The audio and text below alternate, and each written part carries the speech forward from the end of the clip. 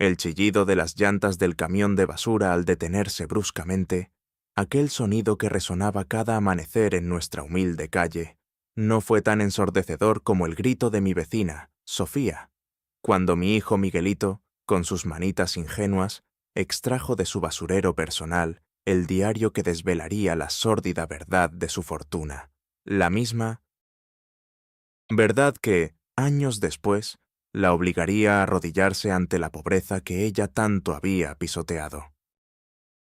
¿Sabes, mi querido amigo, lo que es cargar con el peso de una invisibilidad autoimpuesta, de una subestimación constante que se te pega a la piel, como el aire viciado de una habitación cerrada?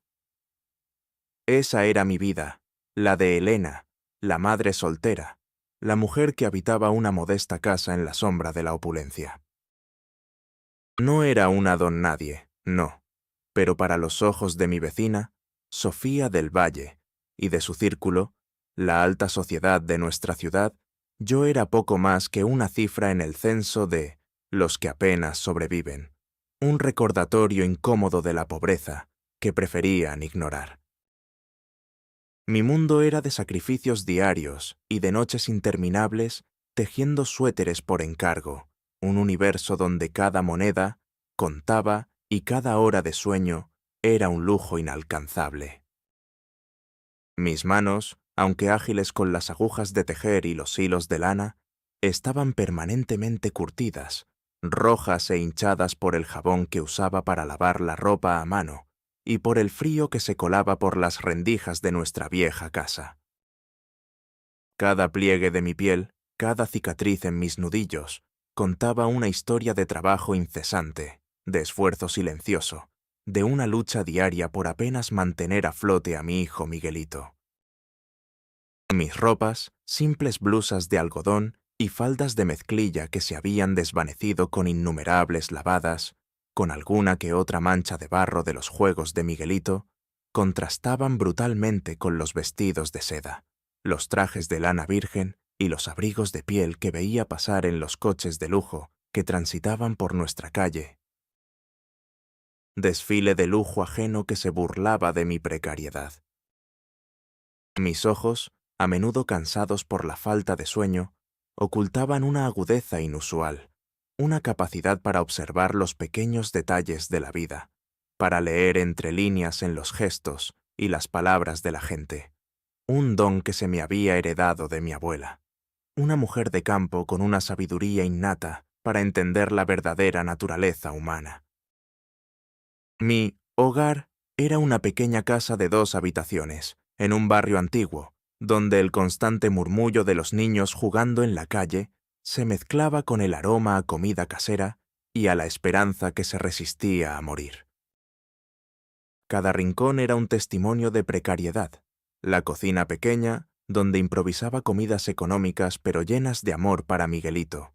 La única habitación que compartíamos mi hijo y yo, donde los cuentos de antes de dormir eran el único bálsamo para el cansancio. Allí, entre el olor a papel viejo de los libros de cuentos y la promesa de un día menos agotador, sentía una extraña paz, un santuario de mi propia creación, el único lugar donde mi mente podía volar libre sin el yugo de las expectativas ajenas. Las miradas que recibía de mi vecina, Sofía, eran variadas, pero todas punzantes.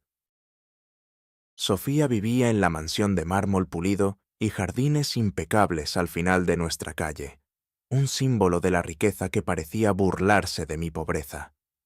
Cuando nos cruzábamos en la calle, ella me ignoraba por completo, sus ojos fijos en el horizonte de sus propias vidas opulentas, como si yo fuera una mancha en su perfecto paisaje. Otras veces, sin embargo, se detenía un instante, solo para lanzarme una mirada de repulsión, de asco, de un miedo apenas velado. Una vez, mientras yo intentaba arreglar la valla rota de mi jardín con alambre, Sofía pasó en su coche de lujo. Bajó la ventanilla. Sus ojos de un azul gélido se posaron en mí. «Mi querida Elena», dijo, su voz teñida de una condescendencia helada, «espero que no arruine su vista con esos trabajos manuales. Debería dejar esas cosas a la gente adecuada. Su risa, hueca y artificial, resonó mientras su coche se alejaba, salpicando agua en mi cara. Sentí que mis mejillas ardían, un calor subir por mi cuello. Mis manos se apretaban en puños invisibles. El dolor no era solo por la humillación, sino por la certeza de ser juzgada, de ser catalogada, sin siquiera una oportunidad de mostrar lo que valía. Mis ojos, traicioneros, se humedecieron, pero me esforcé por mantener la compostura, mi voz tranquila, mi sonrisa forzada. «No se preocupe, señora del Valle», respondí, un eco de sumisión. Aquella tarde, el nudo en mi garganta era tan espeso que apenas pude cenar. La vergüenza me carcomía. ¿Era yo el problema? ¿Era mi pobreza una marca de vergüenza? La humedad de mis ojos no era de tristeza, sino de una rabia contenida, una frustración que amenazaba con desbordarse. Algún día, me prometí en el silencio de mi mente, algún día esta mujer verá que el valor de una persona no reside en el tamaño de su cartera, sino en la riqueza de su alma y en el valor de lo que lleva dentro. La rutina se volvió un martirio lento. Los desayunos con Miguelito, llenos de mis esfuerzos por ocultar mis propias angustias económicas, se veían interrumpidos por mis pensamientos sobre cómo pagar la próxima factura del alquiler o los cuadernos de la escuela. Las mañanas en la escuela, entregando a Miguelito, se llenaban de comentarios de las otras madres, algunas con niños impecablemente vestidos, sobre lo mala que era la situación económica, sobre cómo la gente humilde no tiene futuro. Y yo, en silencio, sentía el peso de esas críticas injustas. Las tardes, tejiendo y bordando bajo la luz tenue para clientes que jamás mirarían mis ojos, se llenaban de pensamientos sobre la frivolidad de las vidas de los ricos, el lujo desmedido que percibía a través de las ventanas de sus coches. «Elena, por favor, este suéter tiene que estar listo para el sábado». «Mi hija lo quiere para la fiesta de Sofía», decía una clienta, su voz aguda y sin una pizca de empatía. Mi monólogo interno era un torbellino de contradicciones. Por un lado, me decía que su superficialidad era su mayor pobreza. Por otro, una parte de mí, esa parte humana y vulnerable, anhelaba su reconocimiento, su respeto. Me preguntaba si realmente sería tan invisible, tan insignificante. A veces, en esas noches solitarias frente a la máquina de coser, me invadía una duda punzante. ¿Y si ella tenía razón? ¿Y si mi pasión por la perfección en mi trabajo era solo una quimera, un escape inútil de una realidad que me pedía un pragmatismo brutal? Pero cada puntada que daba con esmero, cada hilo que arreglaba, cada patrón que descifraba, era un pequeño acto de rebelión. Era la reafirmación silenciosa de mi valía, de que había un tesoro oculto en mi mente, una capacidad de discernir patrones, de analizar información compleja, de reconocer la verdad en los pequeños detalles que otros pasaban por alto, una especie de intuición detectivesca, heredada de mi abuelo, que fue un humilde pero astuto investigador de casos menores en su pueblo. Esta habilidad, mi agudeza mental, mi capacidad para la deducción, había sido mi compañera silenciosa desde la infancia, pero nunca había sido monetizada de forma convencional por la pobreza. En mi mundo interior valía oro, en el de ellos no valía ni un céntimo. La antagonista de esta historia, Sofía del Valle, era la personificación de la arrogancia, el clasismo y la crueldad más descarada. Era la hija de un magnate inmobiliario, Ricardo del Valle, cuya fortuna, según los rumores, había sido amasada con astucia más que con ética. Sofía había crecido en el lujo, mimada y acostumbrada a obtener todo lo que deseaba. Su belleza era tan inmaculada como sus joyas, su sonrisa, tan perfecta como sus dientes de porcelana. pero detrás de esa fachada pulcra, sus ojos, de un azul gélido, albergaban una crueldad inherente y una envidia corrosiva por cualquier brillo que no fuera el suyo propio. Su comportamiento era un eco constante de su superioridad percibida, un desprecio innato por cualquier cosa que no brillara con el mismo fulgor de su opulencia. Era mi vecina, y sus burlas eran constantes. Un día, mientras yo estaba regando las pocas flores de mi jardín, Sofía pasó en su coche deportivo, deteniéndose frente a mi casa. Bajó la ventanilla, su rostro maquillado con perfección. «Mi querida Elena», dijo, su voz teñida de una falsa preocupación. «Todavía con esas flores marchitas, ¿eh? Deberías darte cuenta de que la belleza solo florece donde hay buen abono. Y dinero. Por cierto, espero que no estés echando un ojo a mi basura. Mis cosas son demasiado valiosas para tus ojos». Sus palabras no eran una advertencia, sino una puñalada directa a mi dignidad. Sentí que mis mejillas ardían, un calor subir por mi cuello. Mis manos se apretaban en puños invisibles. El dolor no era solo por la humillación, sino por la certeza de ser juzgada, de ser catalogada, sin siquiera una oportunidad de mostrar lo que valía. Mis ojos, traicioneros, se humedecieron, pero me esforcé por mantener la compostura, mi voz tranquila, mi sonrisa forzada. «No se preocupe, señora del Valle, mis ojos están en cosas más importantes». Aquella noche, el nudo en mi garganta era tan espeso que apenas pude cenar. La vergüenza me carcomía. ¿Era yo el problema? ¿Era mi pobreza una marca de vergüenza? La humedad de mis ojos no era de tristeza, sino de una rabia contenida, una frustración que amenazaba con desbordarse. Algún día, me prometí en el silencio de mi mente, algún día esta mujer se arrodillará ante la verdad, y esa verdad no vendrá de los salones, sino de los lugares que ella desprecia. Otro día, Sofía organizó una fiesta en su mansión, una celebración ostentosa con fuegos artificiales y música que resonaba por todo el barrio. Miguelito, mi hijo, y yo la observábamos desde nuestra ventana, la música apagada y nuestros propios deseos en silencio. Sofía, con un vestido brillante y una copa de champán en la mano, nos vio.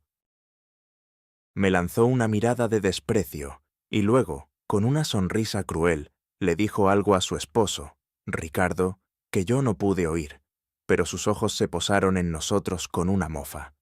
Ricardo, su esposo, un hombre corpulento y con una sonrisa forzada, me lanzó una mirada de burla, mientras Sofía se reía ruidosamente. Sentí el color abandonar mi rostro, el corazón me dio un vuelco. Me costaba respirar, sentir el aire frío de la noche. Mi cuerpo temblaba ligeramente, una reacción involuntaria a la agresión sutil y pública. Aquella noche, al regresar a mi pequeño apartamento, la rabia se mezcló con una desesperación profunda. Me sentía atrapada, invisible, relegada a la periferia de un mundo que se burlaba de mi existencia, y lo que era peor, que se burlaba de la inocencia de mi hijo. «No puedo seguir así», me dije en un monólogo febril, paseándome de un lado a otro de mi estudio improvisado. «No puedo dejar que me sigan pisoteando. No puedo permitir que mi bondad, mi esencia, sea reducida a una función sin valor. Y no puedo permitir que esta mujer siga creyendo que su dinero le da el derecho de pisotear a los demás, especialmente a mi hijo». Mi mente, que había capturado la falsedad en los ojos de Sofía, la vacuidad detrás de la ostentación de la mansión, comenzó a buscar una forma de romper ese cerco. Pensé en mi habilidad casi sobrenatural para discernir el valor oculto, para ver la autenticidad donde otros solo veían superficie, para desenterrar secretos en los objetos más insignificantes. Era una habilidad que Sofía, con su desprecio por lo intangible, nunca podría entender. Un tesoro oculto en un mundo que solo valoraba el dinero y el poder. La idea de usar mi mirada, mi intuición, mi verdadera fortaleza para llegar a Sofía, para desvelar la verdad detrás de sus fachadas perfectas, comenzó a tomar forma, una chispa fría y calculadora en la oscuridad de mi desesperación. El punto de inflexión, la semilla del cambio, no vino de un gran evento, sino de un pequeño y manchado diario. Era una mañana de martes, el día de recogida de basura en nuestro barrio. Miguelito, mi hijo, que tenía apenas 6 años y era un niño curioso y juguetón, estaba jugando en la calle mientras yo colgaba la ropa lavada en el patio. El camión de la basura de Sofía había pasado, dejando su contenedor, de metal brillante y tapa hermética, semiabierto. Miguelito, con la inocencia de un niño, corrió hacia el contenedor, atraído por un destello de color. «¡Mamá, mira lo que encontré!», swingó, agitando un pequeño libro. Corrí hacia él, mi corazón dio un vuelco. Era un diario viejo, de tapa de cuero, manchado de café y con algunas páginas arrugadas. Lo abrí con cautela. No era un diario común. Las primeras páginas estaban llenas de anotaciones manuscritas, una letra elegante pero nerviosa. No era la letra de Sofía, era la de su padre, Ricardo del Valle, y lo que leí en esas páginas, mi intuición detectivesca, ese tesoro oculto que se había dormido en mi interior por la monotonía de mi vida, se encendió. El diario contenía anotaciones sobre propiedades, sobre transacciones financieras, sobre nombres y fechas. Pero lo que me heló la sangre fue un pasaje específico, escrito con una caligrafía más apretada y nerviosa. El trato de las tierras de la familia Solís fue complicado. La última heredera, la joven Elena, se negó a vender. Tuvimos que presionar. Ricardo se encargó de hacerla desaparecer, y con ella los papeles de la herencia y los testigos. Nadie sospechará nada. Las tierras serán nuestras, y con ellas el inicio de nuestra verdadera fortuna. Mi querida Sofía no sabrá nada de esto. Mi corazón dio un vuelco. Elena. Mi madre se llamaba Elena. Mi abuela, Elena. Mi propia familia. La incredulidad inicial se convirtió en una oleada de emoción, de un dolor agudo y de una rabia fría. Este no era un simple diario. Era una confesión, una pieza clave de un rompecabezas de injusticia que abarcaba generaciones. El nombre de mi abuela, la mención de Ricardo, el padre de Sofía, todo gritaba: fraude, asesinato, robo de tierras. La historia de la familia Solís, de la que yo era descendiente, había sido un misterio para mí. Mi abuela siempre había hablado con tristeza de las tierras que perdimos, de la injusticia de los del valle, pero nunca se atrevió a decir más, envuelta en el miedo.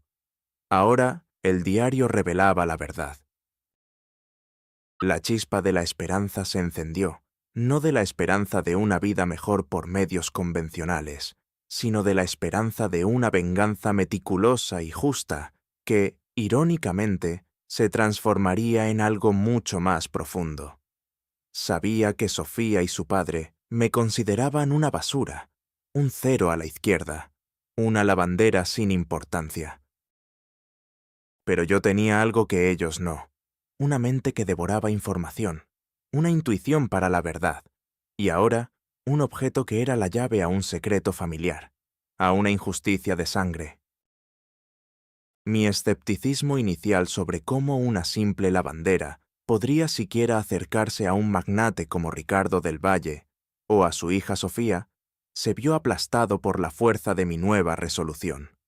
Si no podía ser vista, me convertiría en el ojo que lo observaba todo.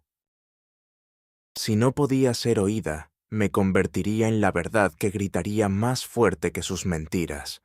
La persistencia de esta señal, de este diario manchado en mi mano, me impulsó a la acción.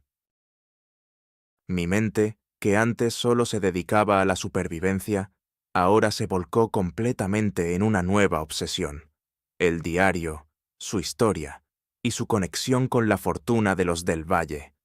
Sentía una mezcla de miedo, excitación y una furia controlada que me recorría las venas.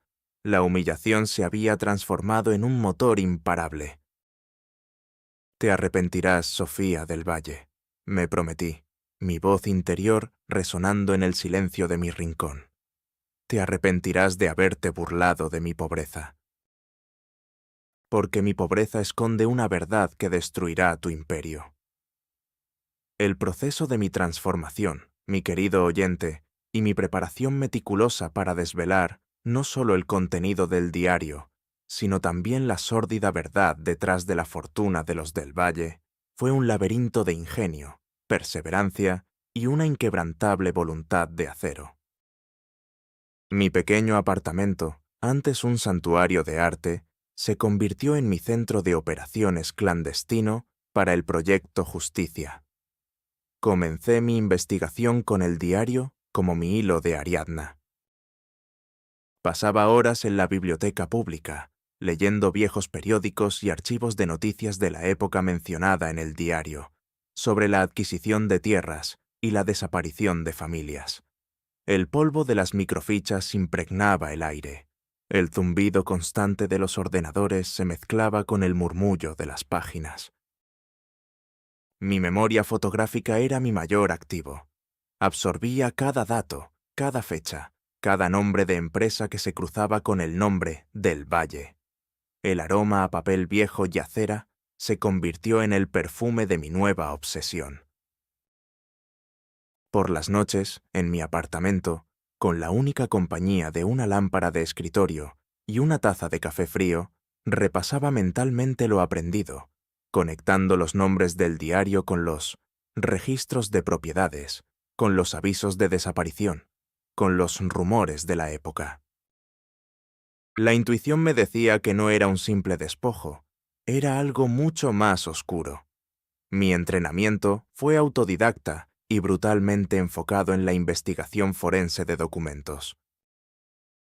Contacté con archivistas jubilados, con historiadores locales, con expertos en caligrafía forense, bajo el pretexto de una investigación académica personal sobre la historia de las familias fundadoras de la ciudad.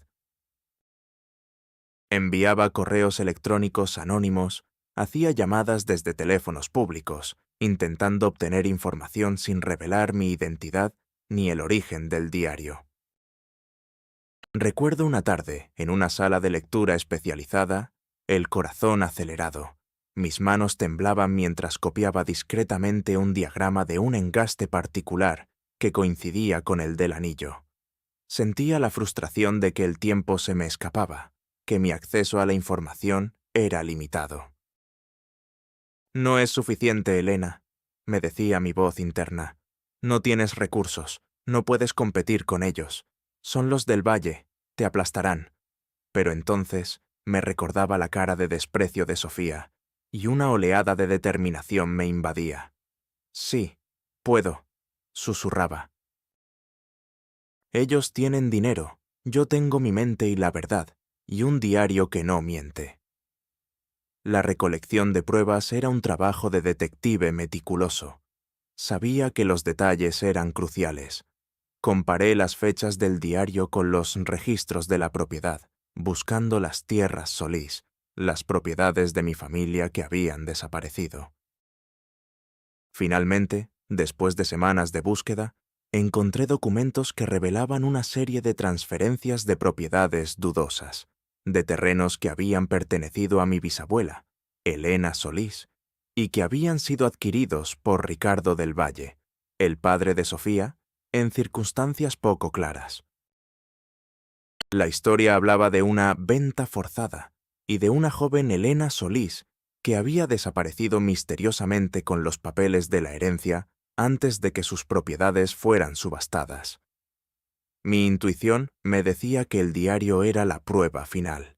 Pero, ¿cómo usarlo contra un magnate tan poderoso? Mi investigación se volvió más arriesgada.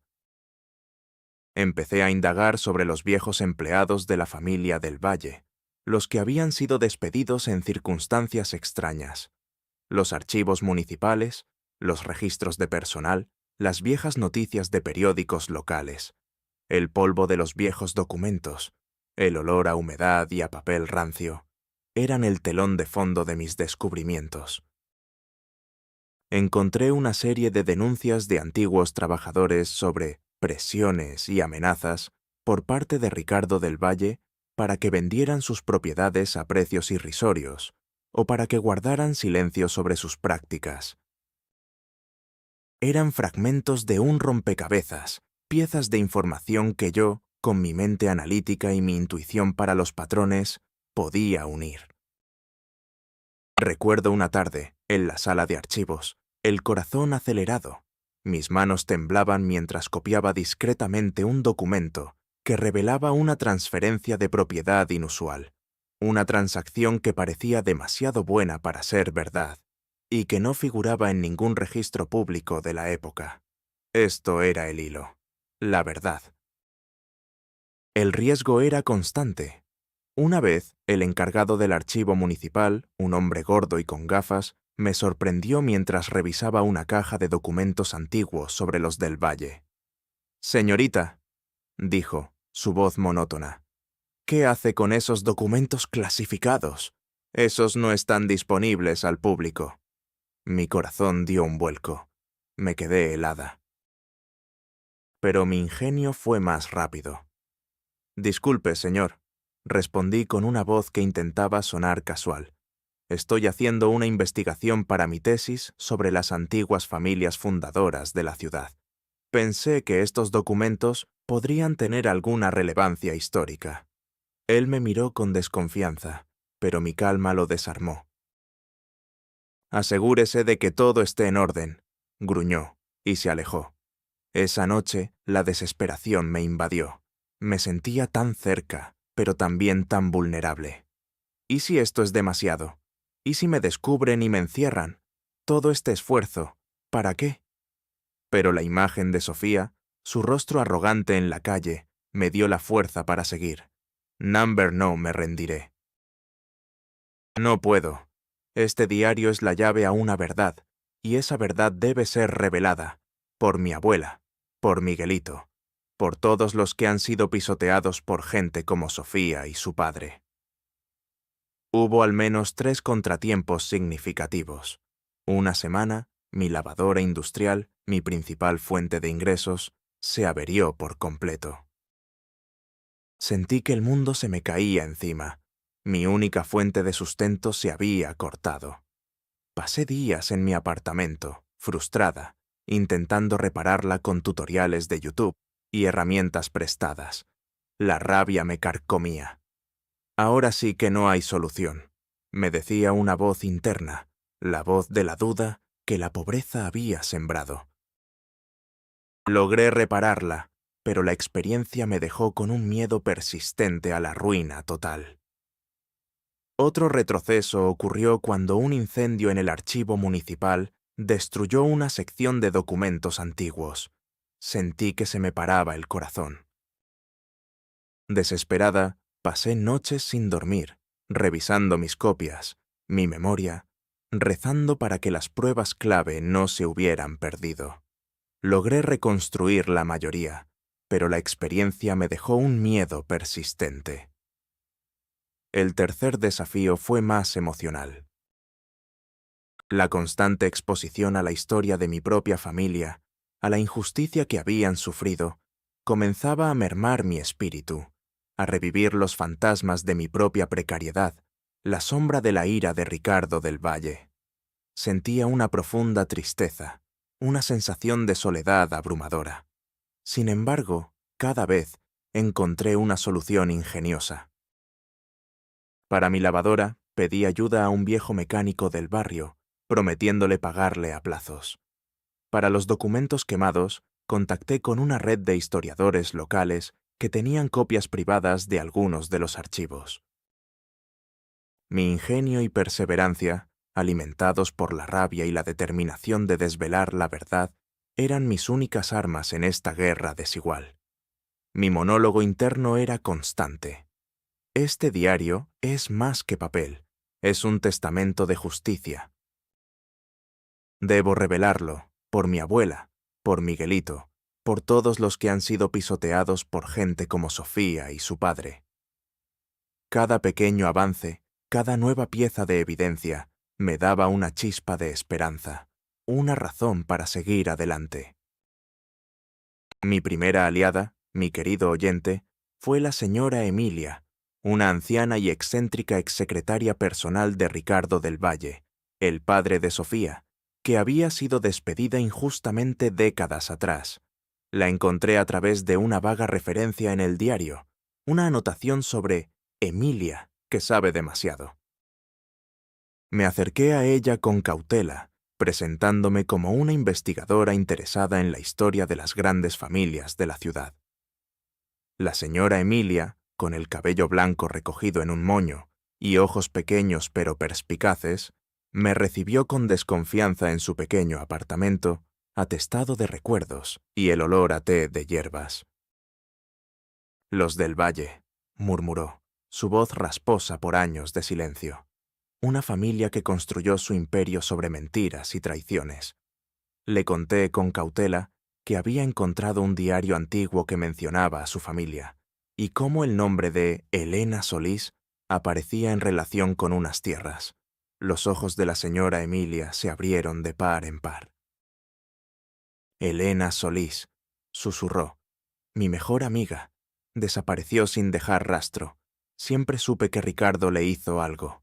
Él es un demonio. Su motivación no era el dinero, sino la verdad histórica y la justicia para su amiga. Me reveló detalles íntimos de la vida de Ricardo del Valle, de sus métodos despiadados, de cómo ocultaba sus ilegalidades, de las amenazas a los empleados que sabían demasiado. Me entregó copias de viejas cartas y documentos que había guardado como seguro, pruebas que confirmaban las anotaciones del diario. Su confianza se forjó en esas largas tardes en su apartamento, entre tazas de té amargo y el constante goteo de la verdad. Ella no solo fue una guía, sino una figura materna que me infundió la confianza que tanto me faltaba. Una mujer que creyó en mi intuición y en la importancia de mi búsqueda. El diálogo con ella era escaso, pero cada palabra era un aliento, un pequeño empujón que me infundía esperanza y conocimiento vital. Ellos creyeron que lo habían enterrado todo, me dijo una tarde, pero la verdad siempre sale a la luz. Mi segundo aliado, y quizás el más crucial por su alcance y su valentía, fue un joven abogado idealista llamado Javier Robles, un defensor de causas perdidas y de los desfavorecidos. Lo conocí en un centro comunitario donde ofrecía asesoría legal gratuita a familias de bajos recursos. Javier era un hombre de unos 30 años, con el cabello revuelto y ojos llenos de fuego y pasión por la justicia. Me acerqué a él con una audacia que no sabía que poseía. «Disculpe, señor Robles», dije, mi voz un poco temblorosa. «Escuché que usted defiende a los que no tienen voz. Tengo una historia que podría interesarle, sobre una familia y una fortuna construida sobre la sangre de los inocentes». Javier me miró, escéptico. La mayoría de la gente que se le acercaba eran personas con problemas menores. Pero mis ojos debieron de tener una chispa, una profundidad. Le conté la historia del diario, de la familia Solís, de las extrañas circunstancias de la adquisición de sus propiedades por Ricardo del Valle y de la desaparición de mi bisabuela. No le mentí sobre mi situación, pero tampoco hice hincapié en mi modestia. Javier, con su mente aguda y su olfato para la verdad, vio en mí una fuente creíble, una perspectiva fresca y no contaminada por los intereses corporativos. Nuestras interacciones se convirtieron en sesiones de trabajo improvisadas en su pequeña oficina, atestada de libros de leyes y expedientes. Javier me dio un viejo portátil, me enseñó a organizar las pruebas, a construir un caso legal sólido, a navegar por los intrincados laberintos de la justicia. Su motivación no era el dinero ni la fama, sino la oportunidad de exponer la verdad y de ver la justicia triunfar. Elena, me dijo una tarde, con su voz suave y decidida. Tienes un don para la deducción, una paciencia increíble. Eres una luz para esta historia. Pero el mundo de los del Valle es un campo de batalla legal. Necesitas no solo pruebas, sino una estrategia, una forma de presentar la verdad para que nadie pueda negarla. Me introdujo a sus pocos contactos de confianza en el mundo de la judicatura y la policía, a expertos que podían verificar mis análisis. No me dio dinero, sino algo mucho más valioso: su experiencia, su credibilidad y la creencia inquebrantable en mi potencial para proteger la verdad y obtener justicia. Nuestras conversaciones se extendían por horas, revelando mi visión, mis estrategias y el plan para exponer no solo el diario, sino la verdad detrás de la fortuna de los del Valle. Él me veía no como una víctima, sino como una fuerza imparable. La confianza se forjó en su fe en mí, en la forma en que yo, una joven sin nada, lograba comprender y articular complejidades legales y financieras que escapaban a muchos. Me sentía por primera vez no solo vista, sino valorada, y parte de un equipo con un propósito real. A medida que mi investigación sobre el diario y la fortuna de la familia del Valle se profundizaba, y mis alianzas con la señora Emilia y Javier Robles se fortalecían, la tensión en el ambiente de Sofía y su padre, Ricardo del Valle, comenzó a crecer, aunque ellos no supieran la fuente de la presión. Las primeras señales fueron sutiles, casi imperceptibles para un ojo inexperto, pero no para mi mente entrenada en la observación y el análisis. Javier comenzó a filtrar pequeñas, pero precisas, piezas de información anónimamente a blogs especializados en historia de la ciudad y en foros de genealogía, datos que había obtenido de las pruebas de Emilia y del diario, y que revelaban inconsistencias menores en la narrativa oficial del origen de la fortuna del Valle. Estas filtraciones, pequeñas al principio, comenzaron a generar un murmullo de incertidumbre entre algunos historiadores y periodistas locales. Ricardo, en su burbuja de poder, atribuía estos rumores a la envidia o a chismes sin importancia, pero su sonrisa se tensaba un poco más en cada evento público. Sofía, su hija, aunque más preocupada por su vida social, notaba la irritabilidad creciente de su padre. Sin embargo, a medida que las filtraciones se hicieron más audaces y precisas, y Javier comenzó a indagar con sus propios contactos en el ámbito legal, la familia del Valle comenzó a sentir la presión. Recuerdo una confrontación menor que observé desde la distancia en el jardín de su mansión. Ricardo estaba en una acalorada discusión con su abogado principal, un hombre delgado y nervioso. Lo vi lanzarle una mirada de preocupación. «Daniel», dijo Ricardo, su voz apenas un susurro, pero que mi oído agudo, entrenado para captar los matices de la emoción, logró captar. «Estos rumores sobre el origen de nuestra fortuna están creciendo. Un abogado, un tal Javier Robles, está haciendo preguntas incisivas sobre viejas propiedades. ¿Crees que alguien está investigando algo?» «¿Sensible? ¿Algún descendiente de los Solís?» Su abogado, con el rostro pálido, negó con la cabeza. «Imposible, señor del Valle. Todo eso se enterró hace décadas. No hay nada que desenterrar. Nadie está vivo para testificar». Ricardo gruñó, pero noté un ligero temblor en sus manos. Sentí un escalofrío de satisfacción. Mi plan estaba funcionando. En mi monólogo interno, analizaba la conversación, la tensión en los rostros, la desesperación que comenzaba a apoderarse de ellos. Era una prueba de que estaba en el camino correcto, que sus debilidades existían y que mi análisis era certero. El miedo se mezclaba con la euforia de la pequeña victoria. La segunda confrontación, esta vez más directa aunque no personal, fue cuando Sofía se atrevió a llamarme a mi humilde casa. Su voz, antes dulzona, ahora estaba teñida de una falsa preocupación y una ira apenas velada.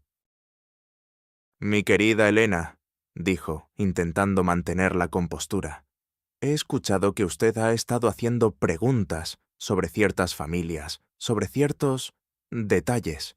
Le ruego que se concentre en su lavandería. Hay líneas que no debe cruzar. Podría dañar su futuro y el de su hijo. Usted no sabe con quién se está metiendo. Su tono era una advertencia, una amenaza disfrazada. Sentí la sangre helarse en mis venas. Mi corazón latía con fuerza contra mis costillas. Señora del Valle, respondí, mi voz ahora más firme, con un tono que no dejaba lugar a dudas. Solo me interesan los detalles, señora. Y la verdad. Y creo que hay una verdad que usted y su padre no quieren que salga a la luz. Una verdad que Miguelito encontró en su basura, por cierto. Un silencio tenso se instaló en la línea. Sofía lanzó un jadeo ahogado.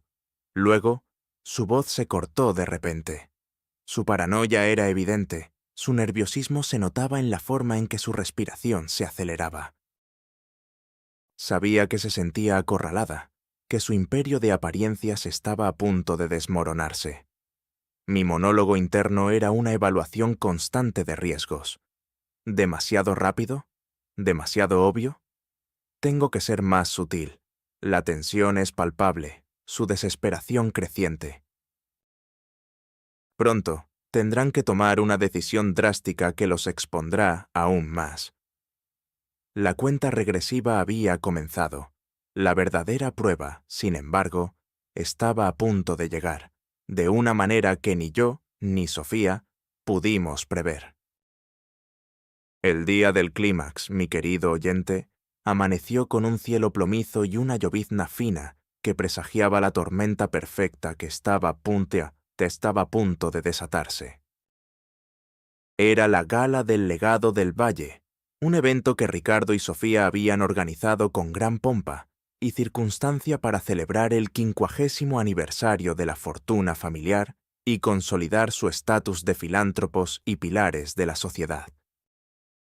El lugar era el gran salón de eventos del hotel más exclusivo de la ciudad, un templo de cristal y mármol, con una atmósfera de falsa sofisticación y un eco de risas forzadas y conversaciones triviales.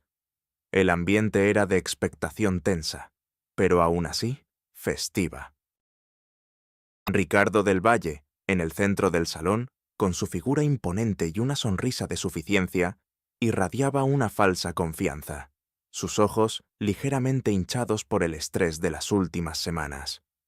Sofía, a su lado, con un vestido de alta costura y joyas deslumbrantes, intentaba proyectar una imagen de calma y perfección. Yo, Elena, entré al salón vestida con un vestido sencillo pero elegante, confeccionado por mí misma, mi cabello recogido en un moño bajo, mi rostro sereno y profesional. Nadie me reconoció como la lavandera humilde. Era una invitada más, parte del personal de proveedores de la lavandería para los trajes del evento, pero mi corazón latía con la fuerza de 1000 tambores de guerra. La señora Emilia y Javier Robles estaban sentados en la primera fila, entre los periodistas y los abogados, sus miradas cruzándose con la mía, llenas de orgullo y una ansiedad apenas contenida. Miguelito, mi hijo, esperaba con mi abuela en casa, sin saber la magnitud de lo que estaba a punto de suceder. Ricardo comenzó su discurso con una diatriba llena de promesas vacías y autoelogios, intentando desviar la atención de los recientes chismes sobre el origen de su fortuna.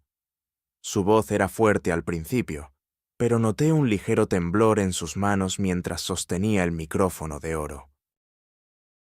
Esta noche, proclamó, celebramos un legado de trabajo duro, de visión, de una familia que construyó su fortuna con honestidad y sacrificio, siempre pensando en el progreso de esta ciudad. Un legado para las futuras generaciones, un legado de integridad.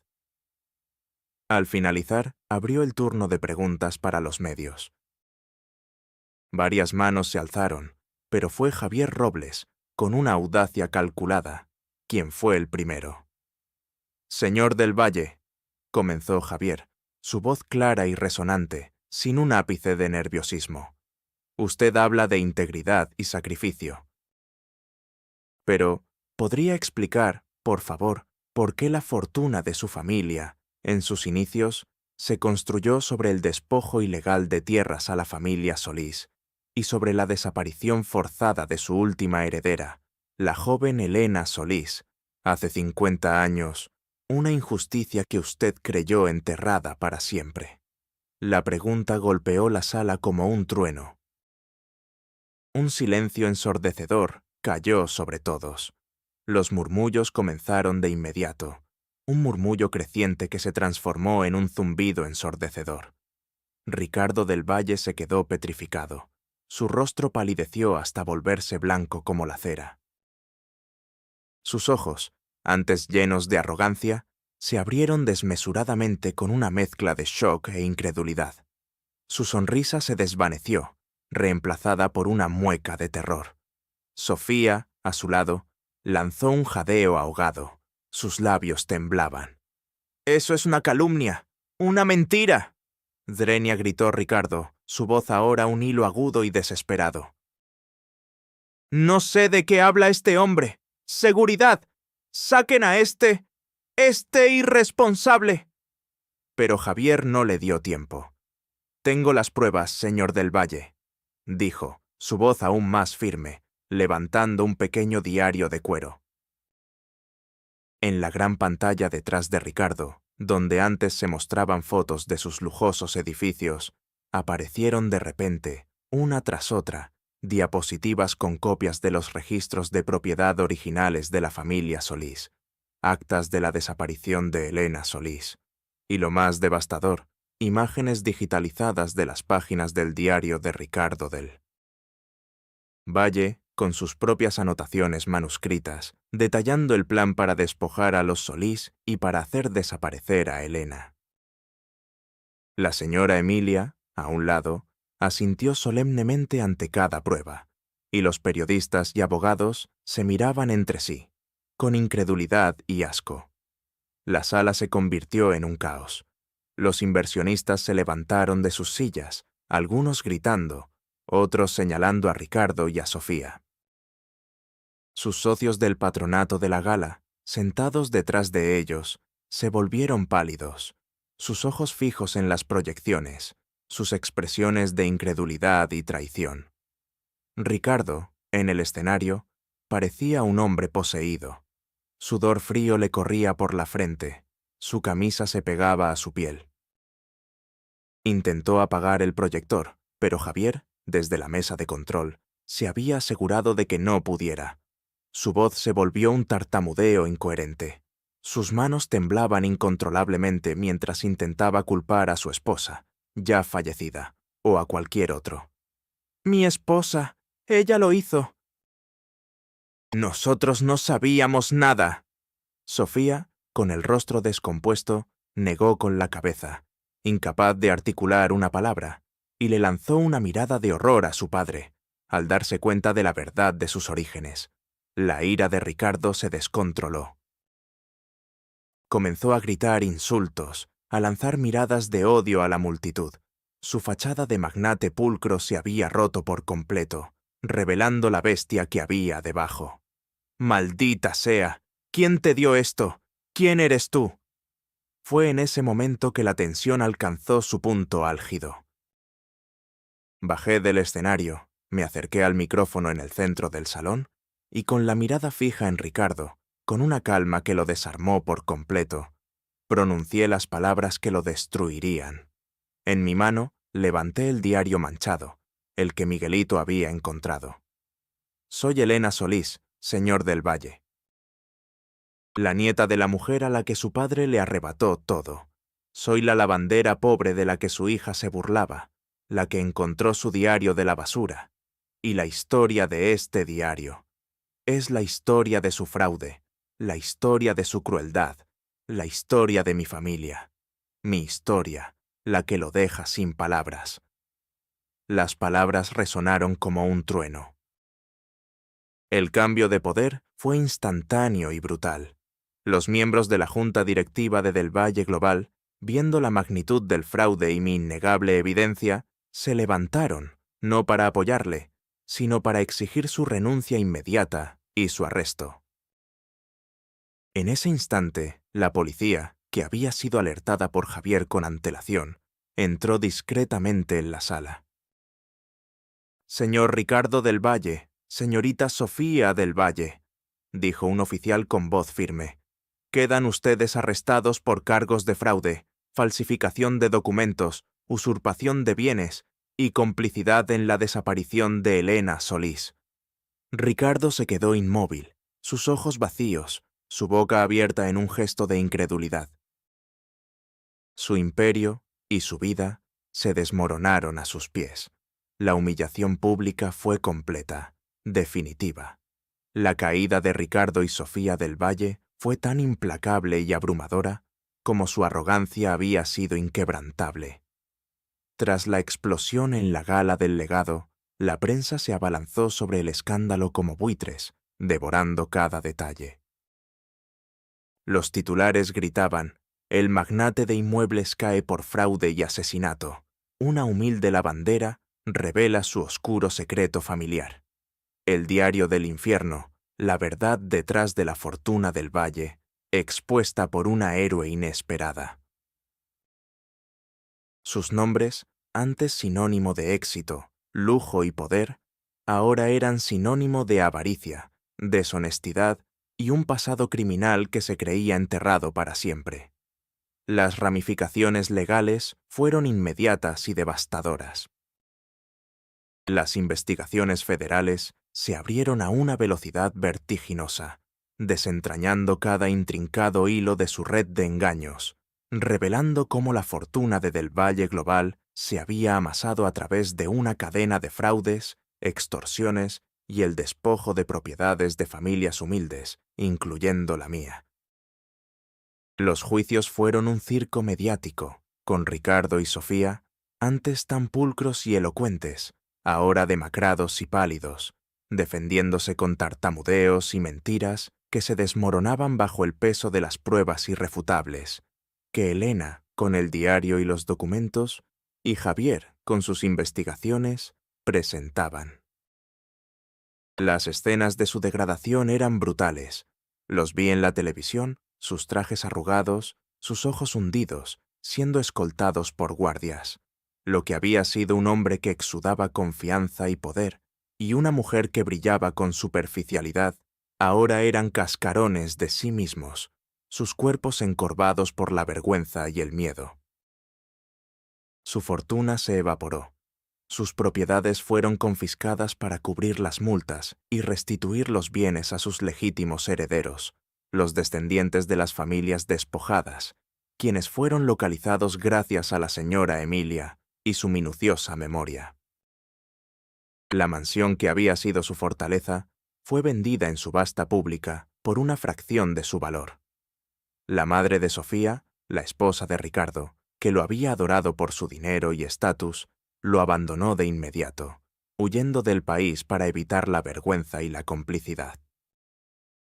Las redes de apoyo que Ricardo y Sofía habían cultivado en la alta sociedad, basadas en la conveniencia y el interés, se desvanecieron como el humo. Sus amigos los negaron, sus socios los evitaron. Ellos, que habían vivido rodeados de aduladores, se encontraron solos en un frío pasillo de tribunal, sin nadie a quien recurrir. Finalmente, Ricardo del Valle fue sentenciado a una larga pena de prisión por fraude corporativo, falsificación de documentos, usurpación de bienes y complicidad en la desaparición de Elena Solís, mi bisabuela. Su nueva realidad era un contraste hiriente con su vida anterior. Una celda pequeña y fría en lugar de su suite de lujo, un uniforme gris en lugar de sus trajes de diseñador, la pérdida total de su libertad y su capacidad de control. El hombre que se había creído por encima de todos, ahora era un número más en el sistema penitenciario. Sofía, aunque su pena fue menor por ser cómplice y no autora principal, perdió todo. Su desesperación era tan palpable que se podía casi tocar. Su rostro, antes tan perfecto, ahora estaba cubierto de lágrimas y remordimiento.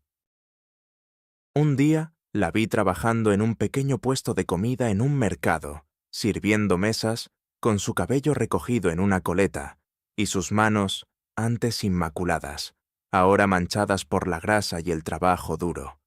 Sus ojos, antes arrogantes, ahora miraban al suelo, esquivando cualquier contacto visual. La justicia, a veces, tarda, pero no olvida. El triunfo resplandeciente de Helena no fue un ascenso meteórico a la riqueza, sino una profunda sanación del alma y la realización de un sueño que nunca creyó posible, un triunfo de la dignidad sobre el desprecio y de la verdad sobre la mentira. Tras la caída de Ricardo y Sofía del Valle y la restitución de los bienes a sus legítimos dueños, Helena, con el apoyo incondicional de la señora Emilia y Javier Robles, fue reconocida como la heroína que había desenterrado la verdad y expuesto la corrupción. Su historia se convirtió en un símbolo de la justicia y la integridad, un faro de esperanza para los desfavorecidos. Helena, la humilde lavandera, ahora era una figura respetada y admirada en todo el país, su nombre sinónimo de valentía y perspicacia. Mi nuevo estatus profesional no fue el de una magnate, sino el de una consultora de investigación forense, una experta en la autenticación de documentos y en la investigación de fraudes inmobiliarios. Abrí mi propio estudio de investigación, pequeño y acogedor, donde el aroma a papel antiguo y el silencio del análisis profundo contaban historias, no solo de valor, sino de verdad y justicia. Mi habilidad, antes oculta, era ahora mi profesión, y era solicitada por abogados, historiadores y particulares que querían desenterrar la verdadera historia de sus bienes y sus antepasados. Mi abuela, mi única familia cercana, recibió la restitución de sus tierras y vivió sus últimos años con la tranquilidad y la dignidad que siempre mereció, rodeada de los suyos y de la paz que la justicia trajo. Miguelito, mi hijo, quien había encontrado el diario, creció en un ambiente de amor y seguridad, y se convirtió en un joven brillante, un estudiante de leyes que siempre defendió a los más débiles. Juntos, creamos la Fundación Raíces de Justicia, una organización sin fines de lucro dedicada a ayudar a las víctimas de fraudes y usurpaciones de propiedades, proporcionando asesoramiento legal y apoyo emocional, asegurándonos de que nadie más tuviera que sufrir la injusticia en silencio. Los reencuentros fueron los capítulos más conmovedores de mi nuevo comienzo. Un día, mientras daba una conferencia sobre la importancia de la investigación genealógica en un centro comunitario, un hombre se acercó a mí al finalizar, su rostro pálido y sus ojos llenos de vergüenza. Era Ricardo del Valle, liberado de prisión, demacrado y con el peso de sus crímenes en su espalda. «Señorita Helena», dijo, su voz apenas un susurro, «lamento todo el daño que mi padre y yo le causamos». Usted siempre tuvo razón. Mi respuesta fue una sonrisa sincera y una invitación a colaborar con la Fundación, ofreciéndole una oportunidad de redención, si estaba dispuesto a trabajar honestamente para reparar el daño. Se convirtió en un jardinero en una de las propiedades restituidas, trabajando la tierra que una vez su familia robó, encontrando una humilde paz. También me encontré con Sofía en el mercado, en su puesto de comida. Ella me reconoció. Sus ojos se abrieron de par en par y se disculpó con profunda vergüenza. Le ofrecí una pequeña inversión para que pudiera abrir su propio restaurante, donde pudiera servir comida honesta y trabajar con dignidad. Se convirtió en una de mis amigas más cercanas y en una ferviente defensora de mi trabajo. La paz interior que sentía era inmensa, una sensación de plenitud que el dinero por sí solo nunca podría haber comprado. La historia de Elena, mi querido oyente, resuena como una sinfonía de esperanza que se eleva por encima del estruendo de la injusticia. Es un testimonio innegable de que la verdadera dignidad de un ser humano no puede ser erosionada por la pobreza ni por el desprecio, y que el valor de una vida se mide por la profundidad de su integridad y la resiliencia de su espíritu. Nos enseña que las apariencias son un velo engañoso que oculta la esencia de las personas, y que aquellos que parecen invisibles pueden poseer la visión y la fuerza para desenterrar verdades, para desmantelar imperios construidos sobre la avaricia y la crueldad. Elena, con su mente brillante y su corazón compasivo, nos recuerda que la perseverancia en la búsqueda de la verdad y la integridad son las armas más poderosas contra la oscuridad. Su legado no es solo el de una investigadora que restauró la historia de familias olvidadas, sino el de una filántropa que creó un camino de esperanza para las víctimas de fraudes, transformando su propia experiencia en un faro de oportunidades para otros. La profunda vindicación moral de esta historia radica en la justicia poética que elevó a la humilde Elena a un sitial de honor y reconocimiento, mientras que la soberbia de Ricardo y Sofía del Valle los arrastró a la miseria que ellos mismos habían infligido a otros. Pero, como Alejandro, el narrador sin filtro, te digo que la lección más sublime no es la caída del arrogante, sino la compasión del victorioso y la posibilidad de redención para el arrepentido. La elección de Elena de ofrecer una oportunidad a quienes la habían pisoteado, de construir en lugar de destruir, de perdonar sin olvidar, es lo que eleva esta narrativa más allá de la simple venganza, transformándola en un mensaje imperecedero de redención y esperanza. Nos deja con la creencia inquebrantable de que el verdadero valor de las personas reside en su capacidad de amar, de construir y de encontrar la luz incluso en la más profunda oscuridad, dejando al oyente con la certeza de que, al final, la justicia no es solo un acto de retribución, sino un camino hacia la sanación y un futuro más brillante, no solo para unos pocos, sino para la humanidad entera.